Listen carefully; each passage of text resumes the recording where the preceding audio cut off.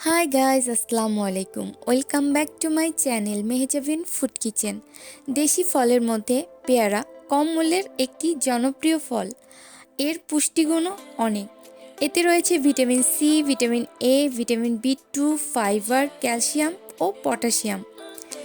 পেয়ারা দিয়ে তৈরি করা যায় অনেক মজার খাবার রেসিপি, যেমন পেয়ারা ভর্তা, পেয়ারা সালাদ, জেলি, আচার ইত্যাদি। আজ আমি আপনাদের সাথে শেয়ার করছি পেয়ারার সালাদ রেসিপি। যারা ডায়েট করেন তারা চাইলে খাবারের তালিকায় রাখতে পারেন আমার এই সালাদ রেসিপিটি। তাহলে দেরি না করে শুরু করা যাক আজকের রেসিপি। আশা করি আপনাদের সবার ভালো লাগবে। ভালো লাগলে লাইক, কমেন্ট, শেয়ার করার অনুরোধ রইল।